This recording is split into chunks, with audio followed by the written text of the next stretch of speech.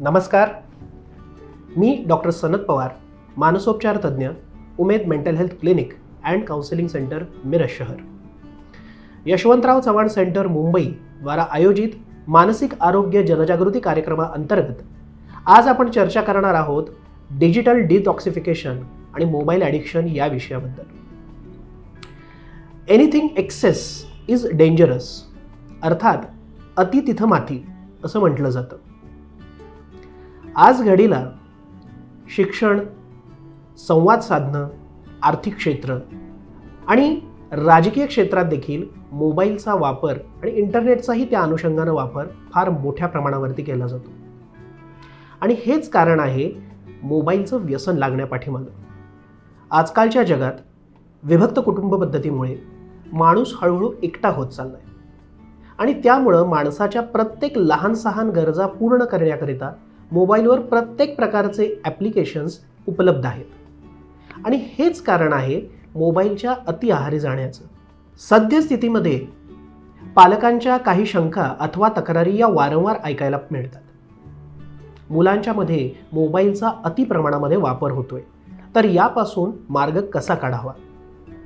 मुळात संस्कार हे उपदेशातून होत नसतात, तर ते अनुकरणातून होतात. लहान मुलं हे मोठ्यांचं अनुकरण करत असतात.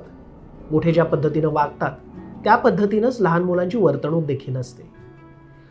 आपला मोबाईलचा वापर हा अति प्रमाणामध्ये होतोय हेच मुलांच्या पाहण्यामध्ये येतं आणि एकूणच मुलं देखील त्याच्या आहारी जायला सुरुवात करतात. 1995 साली इवान गोल्डबर्ग आणि यंग या दोन संशोधकांनी केलेल्या मूलभूत संशोधनाच्या आधारे काही महत्त्वपूर्ण माहिती आणि त्या अनुषंगानं काही महत्त्वाचे प्रश्न समोर आले. हे मोबाईल ॲडिक्शन आणि इंटरनेटचं व्यसन या संदर्भात होते. Number 1, cyber sex. On clips, video clips, यूट्यूबवर असणाऱ्या क्लिप्स, सेक्स लिटरेचर किंवा सेक्स स्टोरीज याचा एकूणच वाढता वापर, यामुळे सेक्स व्हायलन्स नावाचा प्रकार नव्याने सुरुवात याची होतीये का, हा एक महत्त्वाचा प्रश्न समोर आला. Number 2, cyber relationship. आभासी दुनियेमध्ये होत जाणाऱ्या ओळखी, त्यातून निर्माण होणारे प्रस्थापित होणारे संबंध, याच्यामुळे आभासी दुनियेमध्ये म्हणजेच ऑनलाईन चॅटिंगद्वारे ज्या व्यक्ती जवळ येतात त्यांच्याविषयी अधिक जवळीकता वाटायला सुरुवात होते आणि वास्तविक दुनियेमधले नातेवाईक, मित्रपरिवार, हितचिंतक यांच्याशी संबंध दुरावण्याची शक्यता निर्माण होते. यामध्ये बऱ्याचदा ऑनलाईन फ्रॉड, फसवणूक होण्याची शक्यता देखील वाढवली. बऱ्याच वेळेला आपल्याला काही घटना अशा देखील दिसून आल्या ज्याच्यामध्ये सेक्स्टॉर्शन म्हणजे क्लिप व्हायरल करण्याची धमकी देऊन पैसे उकळणे हा प्रकार देखील नजरेस आलेला आहे. बऱ्याचदा लग्नाचं आमिष दाखवून यातून फसवणूक देखील केली जाते. क्रमांक 3, सायबर OCD किंवा सायबर ऑब्सेसिव्ह कंपल्सिव्ह डिसऑर्डर. हा काय प्रकार आहे तर याच्यामध्ये ऑनलाईन शॉपिंग किंवा गेमिंग, ट्रेडिंग यासारख्या गोष्टींचा यामध्ये समावेश होतो. काहीही गरज नसताना अनावश्यक वस्तूंची खरेदी करणं, गेमिंग ॲप्सद्वारे त्याच्यामध्ये अधिक प्रमाणामध्ये वेळ घालवणं किंवा ट्रेडिंगद्वारे पैसे गुंतवणं, ज्याचा आर्थिक फटका देखील मोठ्या प्रमाणावरती बसू शकतो. आपल्याकडं दुर्दैवाची गोष्ट ही आहे की बरेच प्रतिथयश व्यक्ती, सेलिब्रिटीज ऑनलाईन गेमिंग जसे रमी सर्कल यासारख्या गेमिंगना प्रोत्साहन देतात, त्याच्या जाहिराती करतात.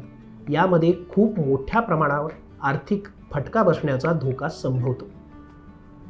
आणि चौथी महत्त्वाची गोष्ट, ज्यामध्ये ऑब्सेसिव्ह कंपल्सिव्ह इन्फॉर्मेशन ॲडिक्शन. इंटरनेटच्या माध्यमातून अधिकाधिक प्रमाणामध्ये माहिती मिळवणं किंवा विविध गोष्टींचा अभ्यास करणं याचा अतिरेक होणं या प्रकारामध्ये समाविष्ट होतो. ज्याद्वारे अधिकाधिक प्रमाणामध्ये माहिती तर गोळा केली जाते, पण त्याची व्यावहारिक उपयुक्तता तपासली जातेच असं नाही. ती माहिती जर तुमच्या कामाची असेल तर त्याचा निश्चितपणानं फायदा होतो, अन्यथा ते देखील एक प्रकारचं व्यसन होऊ शकतं. वर्ल्ड हेल्थ ऑर्गनायझेशन अर्थात जागतिक आरोग्य संघटनेनं देखील मोबाईलचे व्यसन आणि इंटरनेट ॲडिक्शन हा एक मोठा नागरी इशू किंवा एक मोठी नागरी समस्या असल्याचं मान्य केलेलं आहे. याद्वारे निर्माण होणाऱ्या समस्या कोणत्या तर मोबाईलची स्वच्छता व्यवस्थित न राखल्यामुळं बऱ्याचदा मोबाईल हे बॅक्टेरिया आणि व्हायरसेसचं माहेरघर बनू शकतं. दुसरा सर्वात महत्त्वाचा मुद्दा म्हणजे मोबाईलमध्ये असणारी इलेक्ट्रोमॅग्नेटिक सेन्सिटिव्हिटी.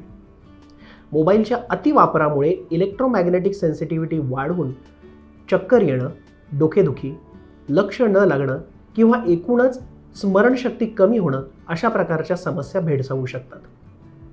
याशिवाय मोबाईलचा स्क्रीन टाईम वाढल्यामुळं दृष्टीदोष निर्माण होण्याची देखील शक्यता असते. मोबाईलच्या अतिवापराचा झोपेवर विपरीत परिणाम होतो, झोपेच्या वेळा बिघडू शकतात. गेल्या काही वर्षांच्या कालावधीमध्ये काही महत्त्वपूर्ण बाबी प्रकर्षानं समोर आलेल्या आहेत. यामध्ये मोबाईल नसला की अस्वस्थ वाटणं, चिडचिड होणं, झोपेवर विपरीत परिणाम होणं, मोबाईलचा अतिवापर हा चुकीच्या किंवा फॉल्टी पोझिशनमध्ये बसून केलेला असेल तर त्यामुळे स्नायूंवरती ताण पडणं, एकूणच अंगदुखी किंवा मानदुखीसारख्या समस्या निर्माण होणं यासारख्या काही समस्यांचा समावेश होतो. बरेच पालक त्यांची लहान मुलं जर जेवत नसतील किंवा त्यांचं ऐकत नसतील तर खुशाल मोबाईल देऊन रिकामे होतात. याचा तोटा हा पुढील कालावधीमध्ये दिसून येतो. मोबाईल नसेल तर लहान मुलं जेवणाला साफ नकार देतात. मोबाईल नसेल तर कुठलीही गोष्ट ऐकण्याला नकार दिला जातो. मोबाईल नसेल तर घरामध्ये वस्तूंची तोडफोड करण्यापर्यंत देखील मजल जाते. या सर्व बाबी अत्यंत गंभीरपणे आपण समजून घेणं अत्यावश्यक आहे. जगभरामध्ये मोबाईलचा अतिरिक्त वापर आणि त्याचं व्यसन याच्यासाठी विविध प्रकारच्या उपचार पद्धती राबवल्या जात आहेत. जसं की चायनामध्ये मोबाईल डिॲडिक्शनकरिता डिटॉक्स कॅम्पची स्थापना केली गेलेली आहे. अमेरिकेसारख्या ठिकाणी देखील मोबाईल ॲडिक्शनपासून सुटका करून घेण्यासाठी, त्याच्यावर उपचार पद्धती करण्यासाठी बरेचसे रिहॅबिलिटेशन कॅम्प्स किंवा रिहॅबिलिटेशन सेंटर्स, पुनर्वसन केंद्र सुरू करण्यात आलेली आहेत. भारतामध्ये देखील दिल्ली, बेंगलोरसारख्या ठिकाणी देखील मोबाईलच्या व्यसनांपासून आपण कशा पद्धतीनं परावृत्त व्हावं यासाठीची उपचार पद्धती कार्यरत झालेली आहे. मोबाईलचा अतिवापर आणि त्यायोगे निर्माण होणाऱ्या विविध समस्या यांपासून दूर राहण्याकरिता आपल्या पातळीवरती आपण काही महत्त्वपूर्ण उपाययोजना नक्कीच करू शकतो. त्या कोणत्या? नंबर 1, सकाळी उठल्यानंतर सकाळचा पूर्ण वेळ आपल्या दैनंदिन कामाकरता पूर्णपणे झोकून देऊन करणे. सकाळी उठल्यानंतर व्यायाम करणे, योगा, ध्यानधारणा यासारख्या कृती, त्याच्यानंतर ब्रेकफास्ट, या सर्व गोष्टींच्याकरिता पूर्ण वेळ देणे आणि त्यानंतरच मोबाईलला हात लावणे. नंबर 2, कामाच्या ठिकाणी मोबाईलचा वापर कमी करणे. काही कार्यक्षेत्रांमध्ये मोबाईलचा वापर हा अनिवार्य असतो. अशा वेळेला स्क्रीन टाईम कमी करण्याकडे आपण जास्तीत जास्त लक्ष देऊ शकतो.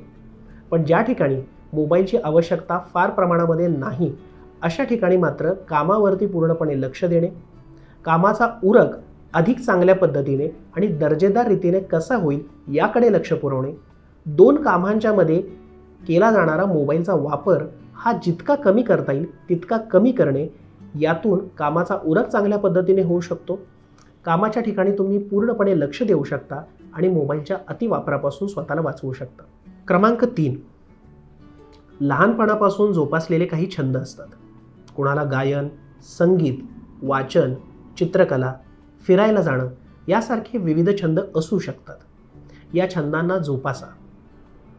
मोबाईलमध्ये अधिकाधिक वेळ घालवण्यापेक्षा या छंदांना जास्त प्राधान्य देणं मनुष्य म्हणून आणि एकूणच व्यक्तिमत्व सुधारणेसाठी निश्चित प्रमाणात पूरक ठरू शकतं.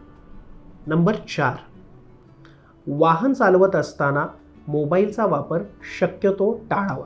गाडी चालवत असताना, कार असो किंवा टू व्हीलर, मोबाईलचा वापर करणं, फोनवर दुसऱ्याशी संभाषण साधणं किंवा मोबाईलवर इतर काही काम करणं यातून अपघात होण्याचं आणि ते जीवावर बेतण्याचं प्रमाण वाढतंय. यामुळेच कार ड्रायव्हिंग करत असताना किंवा टू व्हीलर देखील चालवत असताना मोबाईलचा वापर शक्यतो टाळावा. नंबर 5, आपल्या घरातले सदस्य, कुटुंबीय, पत्नी, पती, मुलं, मित्रपरिवार, नातेवाईक, आईवडील यांच्याशी थेट संभाषण असू द्या. आज परिस्थिती अशी आहे की कित्येक घरांमध्ये घरातले सर्व सदस्य एकत्र असून देखील प्रत्येकजण आपल्या मोबाईलमध्ये गुंतलेला असतो. हे नातेसंबंध दुरावण्यासाठी कारणीभूत ठरू शकतं. जेव्हा घरातले सर्व लोक, सदस्य एकत्र असाल त्यावेळेला शक्यतो प्रयत्न करा की मोबाईल घरच्या सदस्यांपासून दूर ठेवलेला असेल. यातून एकूणच सुसंवाद साधण्यासाठी मदत होईल. घरातलं वातावरण आनंदी आणि प्रसन्न राहील. आणि अखेरचं, संपूर्ण काम उरकल्यानंतर दिवसाच्या अखेरीस जेवण झाल्यानंतर झोपताना मोबाईलचा वापर शक्यतो टाळावा. स्क्रीन टाईम कमी केल्यामुळं झोप लवकर लागण्यास मदत होते आणि निद्रानाशासारख्या समस्यांपासून सुटका मिळू शकते. झोपण्यापूर्वी दुसऱ्या दिवशी केल्या जाणाऱ्या कामाचं नियोजन, दिवसभरामध्ये ज्या ज्या गोष्टी केल्या त्या गोष्टी आठवून पाहणं आणि त्या वहीमध्ये नोंदवून ठेवणं यासारख्या गोष्टींचा वापर निश्चितपणाने करू शकता. झोप येत नसेल तर एखादं पुस्तक वाचणं, वर्तमानपत्र वाचणं किंवा एखादं मॅगझिन, मासिक वाचणं याचा वापर तुम्ही निश्चितपणाने करू शकता. यातून मोबाईलचं ॲडिक्शन किंवा स्क्रीन टाईम वाढणं या दोन्ही गोष्टी आपल्याला टाळता येऊ शकतात. Anything excess is a dangerous. मराठीमध्ये याला अति तिथं माती असं संबोधलं जातं. याचाच आधार घेऊन जगभरातल्या विविध भागांमध्ये मोबाईल डिटॉक्सिफिकेशन आणि ॲडिक्शनपासून सुटका करून घेण्यासाठी विविध प्रकारचे मार्ग हे अवलंबले जातात, जे निश्चितच कौतुकास्पद आहेत. ऑस्ट्रेलियासारख्या ठिकाणी 16 वर्षाखालील मुलांना मोबाईल वापरायला पूर्णपणे बंदी करण्यात आलेली आहे. भारतामध्ये महाराष्ट्रासारख्या ठिकाणी तिथं मोहित्यांचं वडगाव नावाचं एक गाव आहे.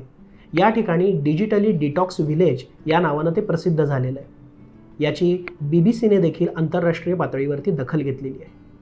संध्याकाळी 7 वाजल्यानंतर या गावातील सर्व लोक आपले मोबाईल फोन्स, TV या सर्व गोष्टींचा वापर थांबवतात आणि त्यानंतर अभ्यास, एकमेकांशी चर्चा, गप्पा यासारख्या गोष्टींसाठी आवर्जून वेळ देतात.